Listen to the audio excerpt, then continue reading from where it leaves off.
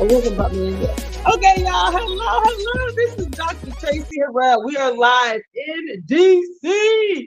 Yes, we are in Washington, DC.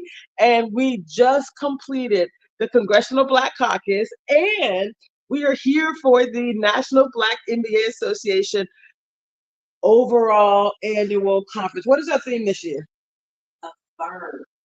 My least favorite of all the themes. Y'all, we've had themes that were like renew, refresh, respect. Come on. We had themes that, come on, what was last year? Talk about, I'm sorry. Affirm is great. But think about it is. It's okay. It's okay. So people expect me to tell the truth. That you will. They know I will. Like you know, I'll tell the truth. I'm not gonna be like, oh, this is so wonderful. It's not. When it's wonderful, I say it is. So we are live, though, focused on the people that get here. So you guys know the title of this show is Better Together and Living Powerfully. And so the National Black NBA was founded on the concept of just it being better together. You're relatively new, but you're the president of a chapter. Can you tell us who you are and why are you part of the Black NBA and why is it so much better that we do this work together? Good evening, everyone. And speak as loud as you can. My name is Starla Trigg. I am the immediate past president of the wonderful, award-winning Indianapolis chapter. And it's better when we do it together because that's what we're about. There's no need to work harder, but we can come together and work in a collaborative effort to all accomplish the goals. we are one people trying to accomplish many different things. And that's why we come together at this annual conference to be renewed, refreshed, and do the work and promote Black excellence. We are Black excellence. Don't you love that? And this is a guy you might know if you're in Seattle. Tell us who you are. All right, so my name is Edward Newbins. I'm the CEO and founder of Motivated Life, and I do media production. I do a lot of other things also. But with this organization, I also help them tell their stories through capturing things on video, helping them create a brand and push the brand out. And to piggyback up with what she was saying, I'm a team player. I've always believed in teams and also holding your own, having your own expertise, but also creating synergy. So I think when you're talking about better together, it's all about creating synergy within our collective groups, and then having a common goal. So. I love that. I love that so much. And the other thing that's important about the show and us doing this work week in and week out, we call it the Living Powerfully experience. And you've been with me as we've done some really amazing sessions in community. It's about transformation. It's about like, what can we do to live powerfully? And for each of us, that actually means something different. So I'm gonna have you tell us, what does living powerfully mean to you? And when you hear those terms, living powerfully, what does it mean to you as well? So I'll start with you and then I'll come to you. For me, it means living your best life, making an impact, making a difference, not being afraid to be authentic. And just like you said, Dr. Traci, living powerfully, not being afraid to let society hold you back because they say, oh, you can't do this or you shouldn't do this. When you live powerfully, it's faith over fear. We're going to come back to the word faith over fear. We're going to come back to that little statement. Thank you very much. Tell us what living powerfully means to you. Yeah, I'm going to use what you said too, because my trigger word is faith. Actually. So when I was younger, my favorite passage was Hebrews 11:1. Now faith is the substance of things hoped for, evidence of things not seen. So that's what I live by. So living powerfully for me is really, God gave me these certain talents, and I'm supposed to do something with them. Like, when you talk about harvesting, He gave me these seeds, these talents, and literally it's my job not to hide them, not to bury them. It's to have something, a return on investment. So I don't really care about what other people say per se, because I have a certain talent and things that are supposed to be put out there in the world. I want to work with people that want to help grow those things and opportunities. So I love that. I love that so much. So faith is something that's important to me. When I think about how I live powerfully, it's also about believing, like you said, we all have gifts. There are things that we're put on this earth to accomplish. For me, it is about showing up, right, in my full glory, whatever that means, really, and helping people to really capture their essence. So really to help people live powerfully. So we combine science and community and technology, really for maximum clarity, right? Clarity that you have it within you. You were meant for greatness. And here's what that looks like, really showing you kind of how do you create a space where you can live out truly your full potential, right? We use neuroscience and positive psychology, and we cognitive behavioral psychology and performance science in this living powerfully work. And you don't have to know what any of that means. It's really more about listening, connecting, and being true to yourself. So when your inner self, we know when we're supposed to do or not do. We just oftentimes ignore those feelings. So how does faith show up for you in your journey to live powerfully? Give us like a little. For me, faith shows up in everything I do, because I know I've been extremely blessed by the Lord, and it's up to me to kind of like what you said, to use those things, those gifts, those talents that He gave me. Because if I don't, then to me, I'm not really fulfilling my purpose, my mission, the reason that I'm here. She said fulfilling her purpose, her mission while you're here. So many people go through life and they're not fulfilled. They don't know why.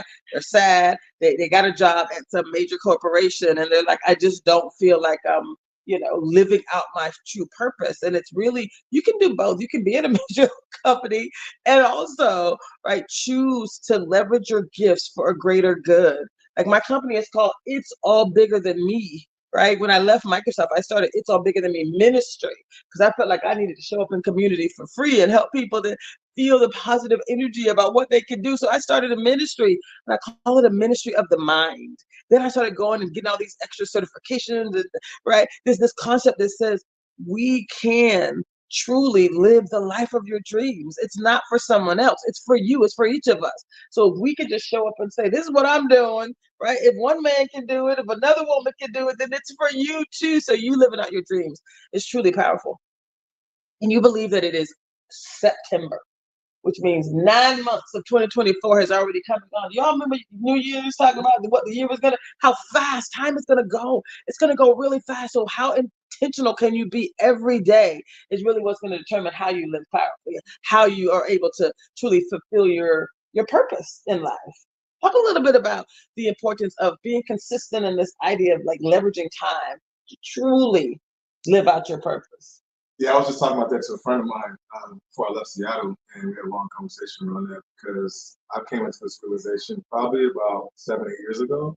I've always known it because I watched my mom go to corporate America, raising 2 kids by herself, and I realized how much they leveraged her because she needed the money, she had kids, and I realized it's like I always had a love-hate relationship with corporate America. Right. And I think I have that with just anything that has a system and a foothold over you type of thing. So I'm always looking for opportunities to break away from that. And so for me, the only way you do that is with time. So if you think that money is your most valuable asset, then you're always going to be controlled. You know, expenses, inflation, it comes and goes up and down. So your money supply is always going to change.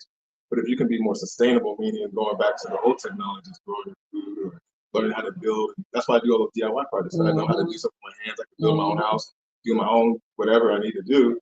And I value my time, so I don't always do things by myself. There's synergy that people are expert in their field, but I think time is my biggest asset, and it allows me to heal myself. It allows me to think. I'm a very creative person. I can't be creative and execute those ideas what God gave me to do when I'm so burdened with time because I'm so worried about making that money. So to me, I stopped depending on the resource of money, and I use my resource of time to network with people, have synergy. Now I get so much more opportunities. Right. And it's even then it's a trap. Like, oh, I can't take on every opportunity. There you go. Because I'm supposed to fulfill this purpose that God gave me too. So I can't say yes to everybody.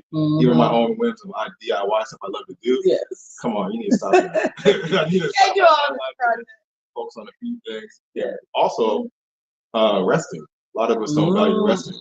So for me, it's like you've been kind of trained to be on the go all the time, busy. If you're not busy, then you're lazy. Like, no, I actually value time not to do nothing. So I can kind of heal and just kind of recharge myself. Right. So I love that. So talk a little bit, because I know you've transformed too. How much weight have you lost? Probably nothing.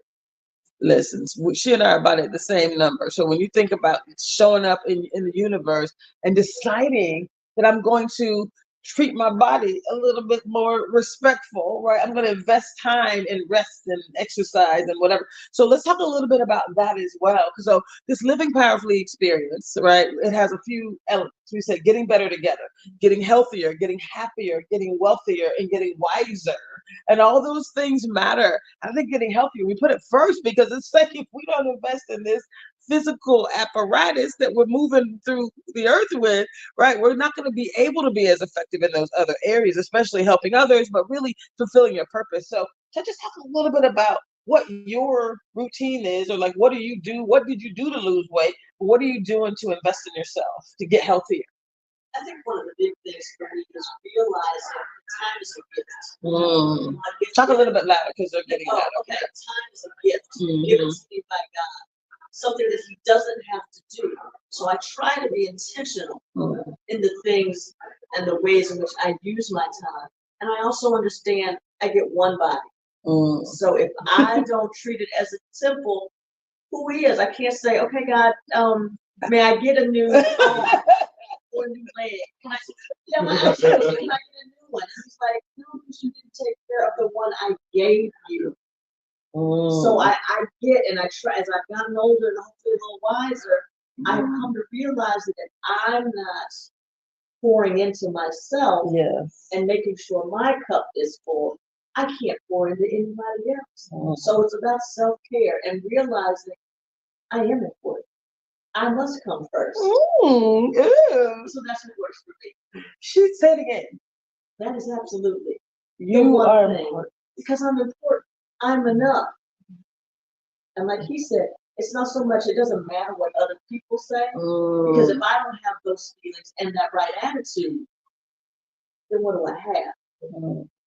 That is so beautiful. So, and one of the reasons I love coming here is because I get to bond with people. She's not gonna let me touch it, but I'm gonna do it anyway. I'm reaching in.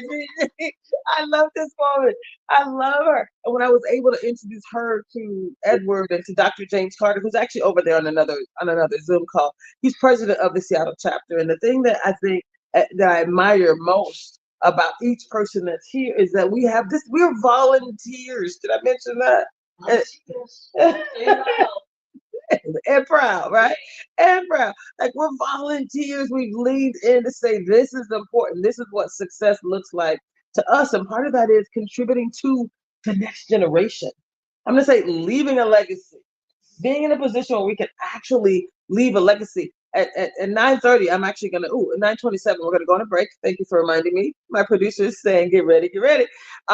At 9:30, one of our legacy leaders is supposed to be coming here, and they're called legacy leaders for a reason. But we're all like leaving a legacy. We can choose to do that. So just talk real quick. We have 2 minutes before we have to go to break. Talk real quick, both of you, about the importance of not just showing up for yourself, although that is critical.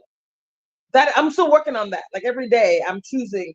Yes, you gotta take your vitamins and your medicine, and you gotta drink the water, and they have all kind of free desserts in here. I'm like, I don't need none. I don't need all of that, right? I ate some. I ate. But tomorrow I'm going a little less. I'm not saying I didn't eat any. I'm just saying it's not like it's super tiny. So talk a little bit about legacy. We'll talk more about this when we come back from break. But just again, this show is not about us. It's about leaving a legacy. We're building a documentary from all of these shows and events and series that we've had. Talk a little bit about legacy. Why is it so important? For me, it's important because to whom much is given, much is required. I've been blessed. So if I don't reach back and help someone else along the way, then my living is in vain. And so I don't want to be that person. So it's so important. And it's more than just leaving money. It's about really pouring into others so that they can reach their full potential and be the true people that God wants them to be. I love that. Legacy? Tell us about legacy. Yeah, very similar for me. I mean, I was blessed to be raised by a single mother that took on the responsibility of raising my sister. But my mom was really good at putting me in a position to have other people pour into me, because she was busy. She did her job. But also, I grew up with that. So she put me in Ukrainian churches, Christian churches, Black churches. Whoever had some programs for me and some teachers, I was learning from them. I was washing greens with Vietnamese families. There's a barter system with my karate classes. So I've been around all types of people, people pour into me, teachers, coaches, things of that nature. And so because of that, I've always been giving back. Not even because I think about it, it's just like a natural progression. I was part of a kid in these programs, and I was a young adult. Then when I became an adult, I can help them raise some money for the next generation. So now that's pretty much what I do. My company called Motivated Life is built off that principle. I know it's not just motivation. You need a lot of the building blocks to go with it. And that's actually what I've done. And I continue doing that. I'm getting paid. I don't tell people everything I work on. But it's constantly giving back to the community. My legacy is just knowing, even if I don't get people telling me that, I just know that there's people that poured into me that I try to tell them, but so much opportunity to help people. You don't need to be recognized for everything you do. But I just know when I'm out in the world, I'm putting it out. So. Yes, yeah. So we're gonna take a quick break here on Rainier Avenue Radio. We'll be right back, and we're gonna talk even more about getting better together, y'all, and what it means to truly live powerfully. Stay with us.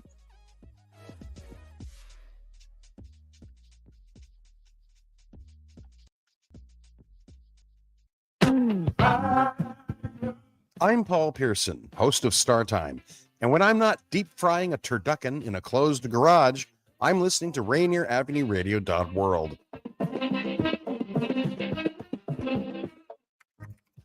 Closing the digital divide and ensuring that Washington State continues to be a national leader in the space of digital equity is a core mission of the Washington State Office of Equity. This is not an easy task in a state as diverse as ours, not only in size and topography, but also in demographics, including socioeconomic factors, as well as the natural divides of rural and urban access and infrastructure. It is the commitment of the Office of Equity to not only bring digital equity, but digital equality to ensure that young learners in the smallest cities in our state have the same equal footing as those in our most affluent neighborhoods. Our elders and veterans can access services like telehealth online, that high school students in our urban centers aren't forced to study in restaurant lobbies because they cannot access the web at home. The Washington State Office of Equity, bridging the digital divide across the Evergreen State.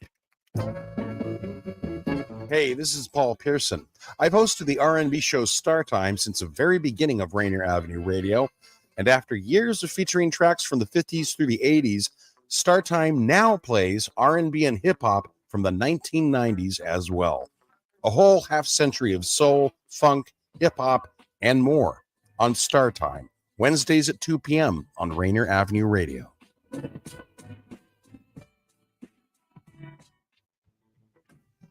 Hello, I'm Tony Young, and every week I will be your guide to the music of the Fab Four with my show With the Beatles. John Lennon, Paul McCartney, George Harrison, and Ringo Starr, those four lads from Liverpool. First airings are Tuesday night from 7 to 9 p.m. with repeats on Thursdays and Saturdays from 8 to 10 a.m. right here on Rainier Avenue Radio. Tune in to catch Beatlemania.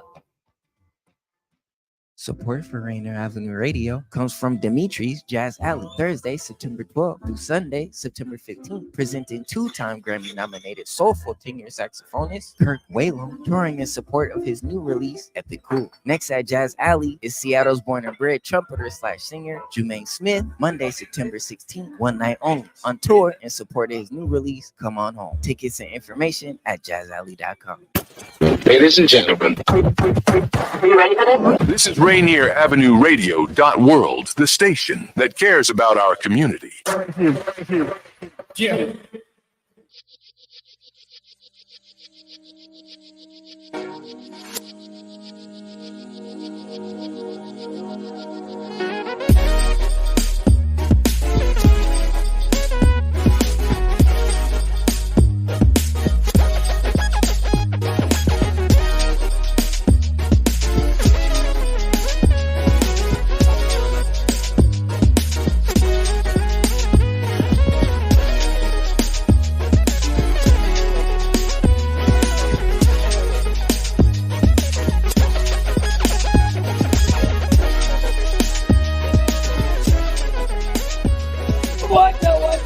Hello, y'all.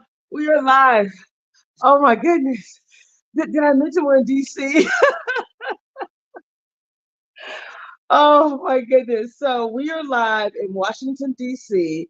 We just left an entire crew. How many people are out there? About 10 other leaders of chapters of the National Black NBA Association. So we're back here. We're going to do some, tomorrow I'm actually doing a live with one of our legacy leaders,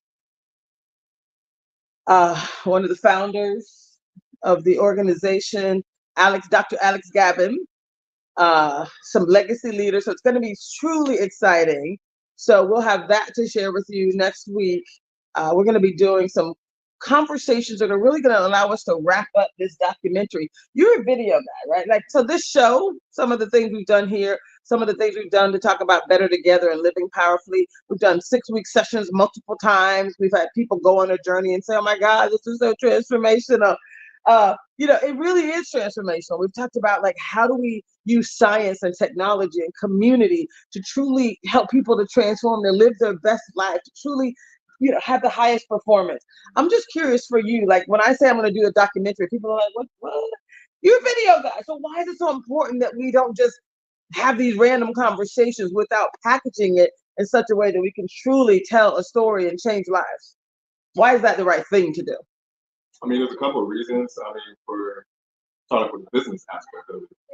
Your business, especially your business, what you're doing, you got to be able to show proof where you're working on, show performance, things of that nature. But also from a legacy standpoint, we miss out on the stories of our community. So a lot of the strength of our community, most communities, comes through the stories. So capturing this stuff, documenting it may not be for the people that are today. It may be for these young kids or whoever wants to see this stuff later on in life. It can bring a lot of inspiration to them, a lot of information. there's a lot of nuggets of great information that's been lost because we don't have the books, we don't have the recorded information or the pictures. So for me, I'm always big on having all this documentation because it's something that it's really, that's where our strength is at. Yes. It's not in the dollars that we have, it's really in our stories, passing on the technologies. Technology is not just, just the nuts and bolts of things. It's really the information, passing it along, what you do with it. So we have to capture that in order to keep the wealth of our community together. I love it. Well, again, wealth. It really is about, our wisdom is our wealth. Right. Telling our stories, that is the wealth. So if you think you don't have a story to tell, we all do. If you've done something, if you've tried to do something and it didn't go the way you thought, by telling that story, you're going to help someone not make the same mistake, right? I feel like sometimes people feel like they have to show up faking it like everything went well. No, FYI, that's the best time to tell your story, right? When you talk about the living powerfully experience with positive intelligence, people always say, man, this is kind of hard. I don't know if I want to do this when I'm going through something. That's exactly when you're supposed to do it. That's when you're supposed to invest in yourself. Tell your story. You don't want to do it when you're on vacation. You don't even get to practice the good tools that you're learning, right? You want to do it at a time when you're busy and you think you don't have the time. That's exactly when you need to do it. And then telling your story is really about you creating a space where, think about the people that are coming after you. Like you said, think about I don't have children, but I have nieces and nephews and they have children. It's like, oh my God, I want to do some things. I want to change the system, really. And you know how we change the system? Yeah. We are the system. We are the system. There you go. Like, you change systems by changing yourself, right? When we change as humans, we change the system. We are the system. And people talk about racism and all these other isms and things that are out there. Start with you. Yes, there are things we can do to change other people, which is why we bring this work into the corporate space as well. Because as you think about people living their best life and being able to use tools to minimize their saboteurs, to increase their sage, to practice the power of self-command, you've gone through this and you've kind of touched on some of your saboteurs. How has that impacted you? Like the idea of being able to see them, to recognize them. Maybe you're not intercepting them all, but you're smiling. Tell me what you're thinking. Yeah, I'm going through that right now. I really think it's like, there's a parable about how you catch a monkey. Somebody, that's kind of racist, but the reality is, in this scenario, I'm the monkey situation. I'm fighting my HOAs. HOA, homeowners association. Been living there a long time. They don't like some of the stuff I do. I don't like some of the stuff they don't do. And regardless, it's not really a fight that I want to have. I don't really need to worry about that too much because that's not my main focus anyway. Right. But I realize the need to be right or wrong, or because I grew up fighting, I'm a fighter. So you don't want to challenge me in a fight because I'm not going to be the person that's going to cave in. But everything don't need to be a fight, and everything's not worth the fight because you might have other stuff. So the saboteur part of it is feeling that need to fight all the time and feeling like, people trying to take something from me, but that's not even my main thing. So I'm fighting for something that I got all these other goals, but I'm letting this trip me up as an obstacle. And really, it's not even something I should be concerned about. Just keep it pushing, I love that. Did you hear what he just said? So part of when I think we put this on the chat, and I'll have you add this if you can, producer Daniel. If you can add this site, right? It's positiveintelligence.com. Right? It's just one of the tools that we use. We have 7 different layers of what it means to live powerfully, 7 different levels of living powerfully. The baseline one, the easiest is taking a saboteur assessment, right? It's called through positiveintelligence.com. You can go to their website. It's free. And you do an assessment and it basically 5 minutes, right? It's pretty quick, super quick.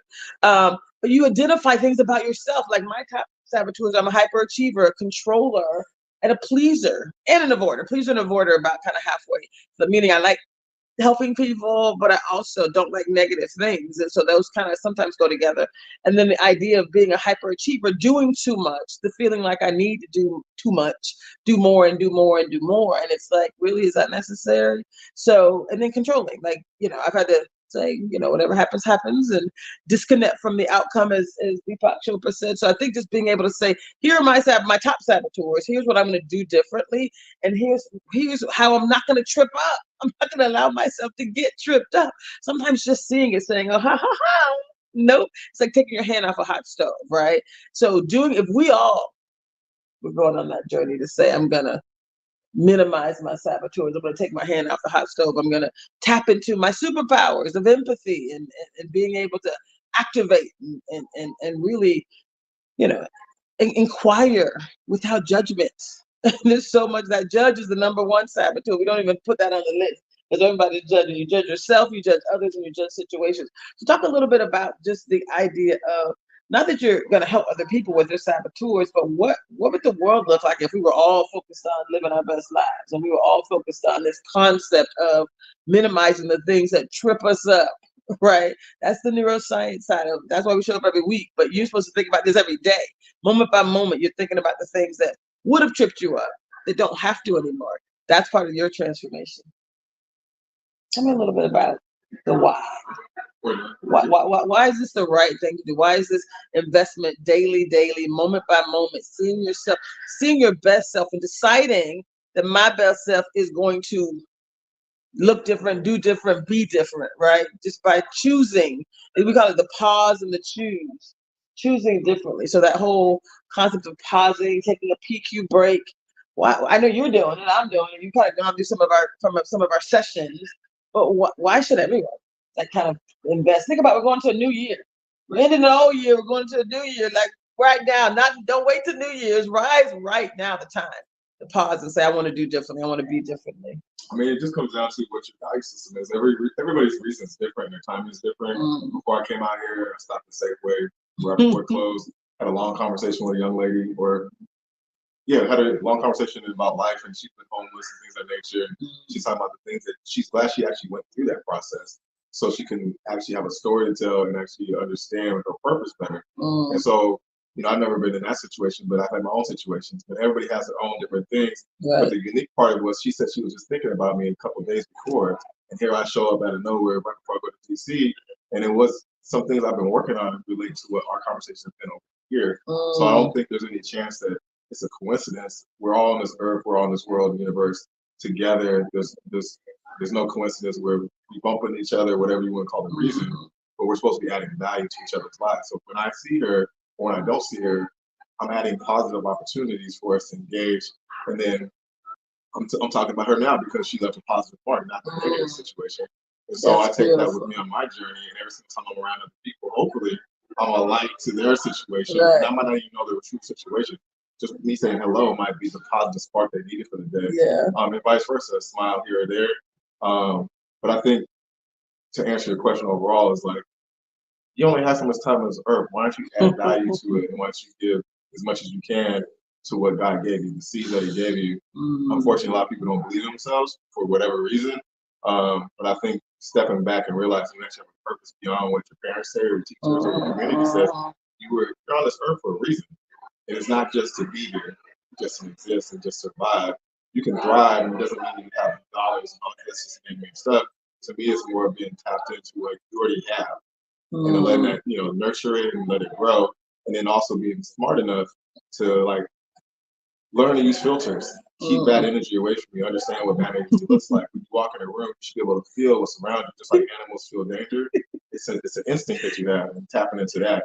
We already have that. It's just a matter of using it. So I love that. I love that so much. So he just talked about feeling the energy around you, the positive or negative energy around you, and deciding like how you want to go. I like where you want to go, how you want to, show up.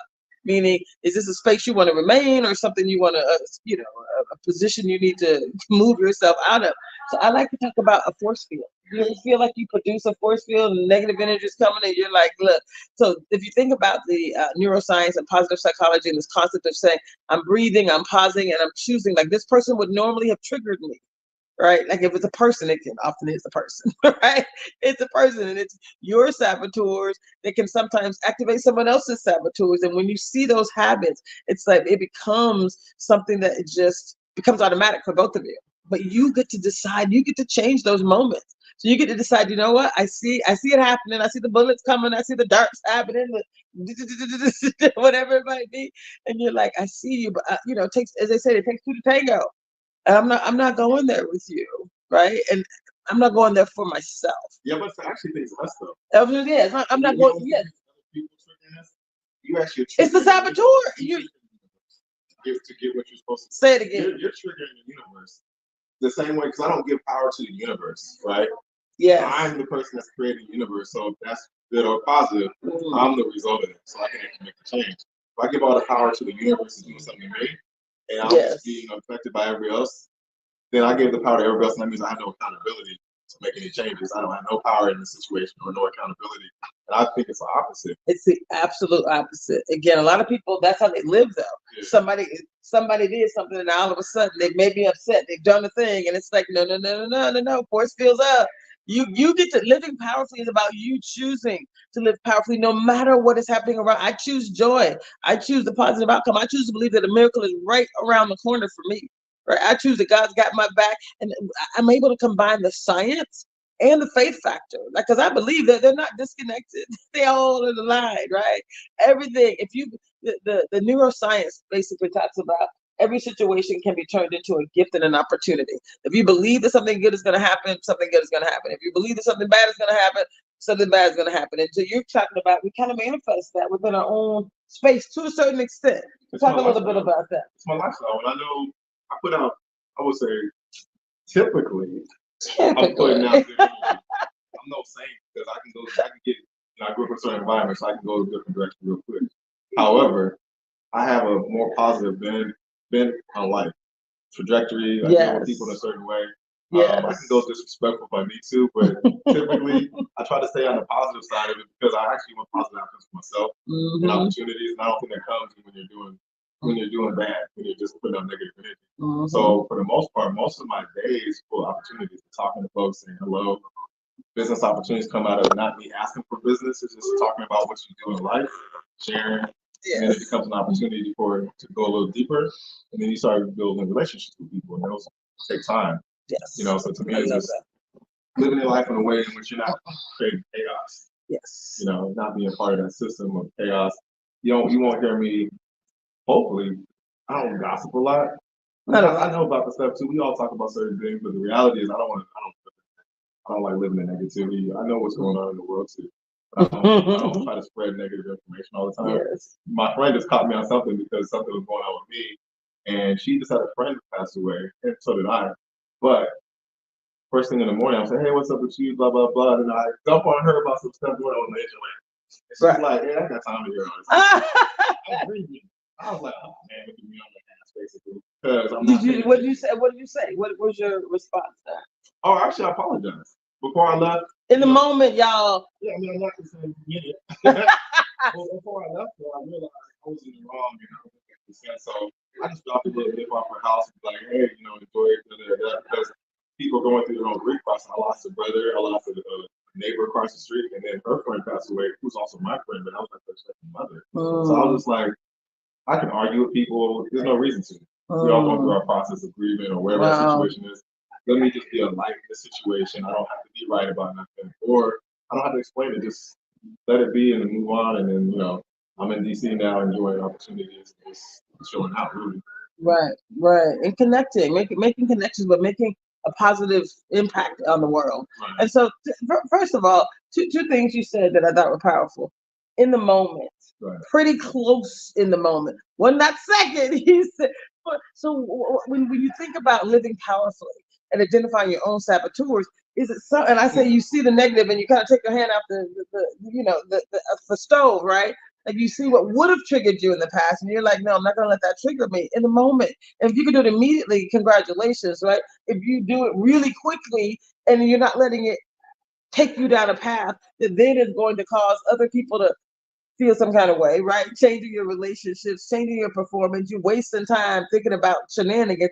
That's the beauty of being, we call it the power of self-command. That's kind of like step one, being able to shorten and or eliminate those opportunities. So just talk a little bit about how it felt for you to, in the moment, close to in the moment, say, isn't it relaxing and religious? Oh my God, I would have, like, that was me. It's funny. Like, it's hilarious. It's been a whole week. I literally been doing this with a couple people where I am the cause of some stress for some people. So we all are, by the way. Let me just be clear. He ain't telling you something that we don't all do. I know I'm the stress for some people too. In my good intentions, My people, this lady said to me, she said, Traci, I love you so much. One of my clients. She said, Traci, I love you so much. CEO, Gina.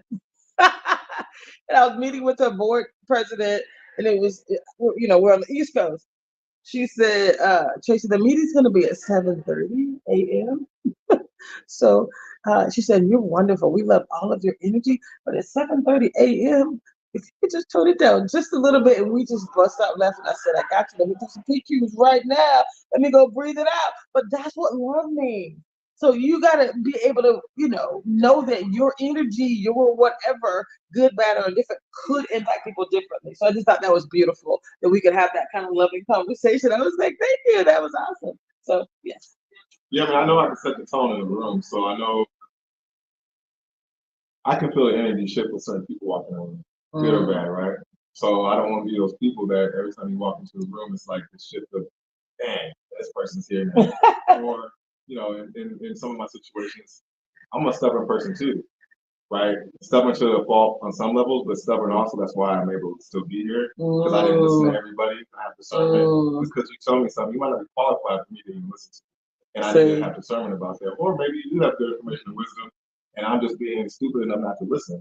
So I've been trying to be better with taking wisdom and be around that more, so you don't have to filter as much. But there's times where I'm also stressing somebody else, even though maybe it's not my intention. I could dial it back because it's not worth me stressing that person out, because I don't know what all the stuff they're doing. There's a whole bunch of stuff everybody's going through, and I might have been the person that set them over the edge to get more stress. That stress relates to heart attacks and disease. I might have been the person that set that off with you, like the last resort, like they go with everything else. Yes. That got to do with me. Or I could have been the other thing, be like, my smile that day allowed them to feel good for our conversation. I left them in a better mood than what their day was before. So I'd rather be on that side. I've been in a situation where I literally had to look at somebody's face in the midst of like a debate argument and realize that's enough. And it's time to stop. In the middle of, y'all, that's the you see that? And a smile can change everything. You know what? And if you say, you know what? I hope I'm not stressing you out right now. That is not my intention. I came into this room hoping that, right? I came into this experience hoping that, like, I really enjoy your company. I want to be right? Like, being able to say those words, people are like, oh, thank you. I get, just like it was about to shift and go negative, you can just show up and shift it and make it positive. Every situation can be turned into a gift, into a gift and an opportunity. I'm just like, it's not worth me. I didn't go to the details of it. I just like, all right. And I just smiled and just left it at that. Because I know it could go a lot worse, or it could just end in the movie now. It's like in the movie. Next episode next week. And or you can rewrite this is the thing we were talking about in one of my groups. We were talking about this concept of visualization. That's kind of what they were talking about in week 3. Visualization, the power of visualization. You were a basketball player, right? You've seen the research and heard about the research where the basketball players, right? The one group actually went and played basketball for a certain amount of time, right? And then another group just visualized playing basketball, not just playing basketball, shooting free throws for the same amount of time. And another group did nothing. And the 3 groups, when put back together, the group that went into the gym and practiced free throws for the 1 hour, right, compared to the group that visualized doing free throws for 1 hour, had the almost exact same increase in their performance. Because your mind doesn't know the difference. So you get to decide, you get to kind of reprogram your mind. So if you used to show up with this person, y'all kind of bump heads a little bit, you can decide in advance, you know what, next time I'm in that situation, this is what I'm going to do differently. Be planfully, right?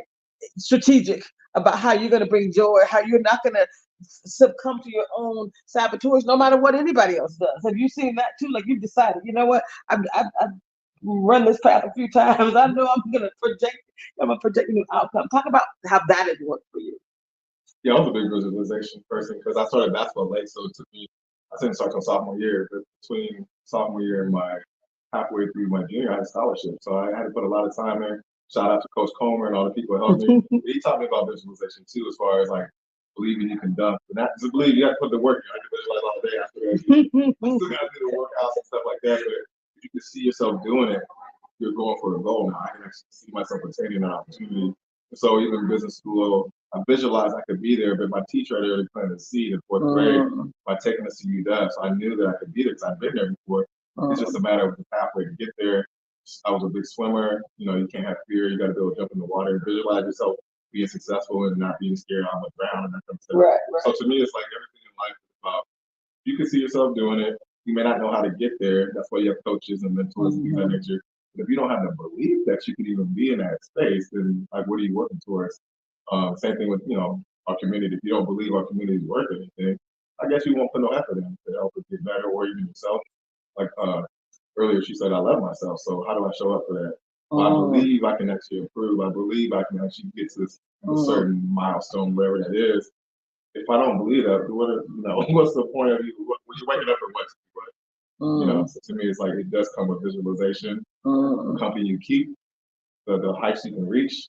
If you're around a bunch of people that don't have that mentality and don't see past a certain thing, they see more negative stuff. That's your fault for being there. Don't blame them. You're choosing to be in that situation. So if you want more, you wouldn't stay there. Yeah, he's dropping it like it's hot. These are pearls of wisdom. No, I did not drop it like it's hot. That is so good. I'm a grown man.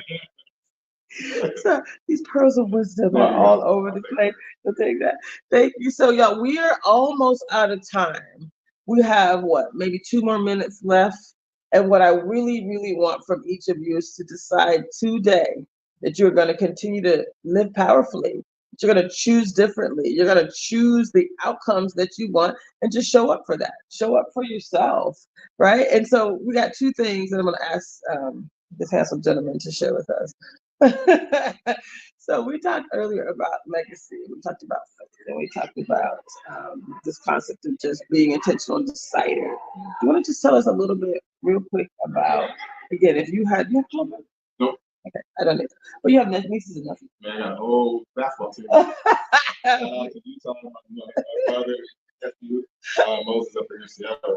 So I got nieces and nephews too. And so pouring into the lives of the next generation is really, really powerful. If you have one thing to share in the next few minutes about like how our younger generation, how anyone could actually really focus on a goal and say, I'm going to achieve that today. I'm going to do something today toward that goal. What would you say to them? I would say nothing to them from the standpoint of this. Meaning they watch you, they pay attention to you. So if you're a person that ain't doing anything, and a lot of people complain about the generation below them, right? They ain't doing nothing because you didn't do nothing. They have nothing to look forward to from a standpoint of like, what is my model for this opportunity? I'm modeling behavior, opportunities. You know, when I was a kid, there was drug dealers, there's all these different things, teachers, environment, police. We had all the different models in my environment, and I got to pick and choose. But I learned something from all of them, right? I mean, I hung out with a lot of different types of people. Even to this day, I still do. But if you personally are not doing that, stop expecting the next generation to use you as an example. Don't be a person that's out there preaching about certain things and you're not actually living that example. So I think that's really, I tell kids stuff all the time, but I try to just do what I would want them to have opportunities to see and actually live that lifestyle. And that's the best thing I can do for them. Thank you so much. So, Thank you so much, y'all. It looks like our producers just said we're out of time, but this is my honor and joy.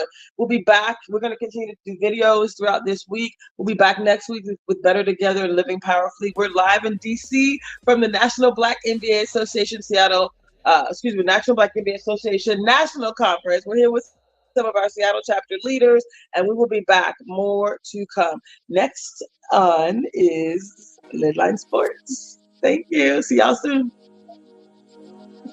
Thank you. That was awesome.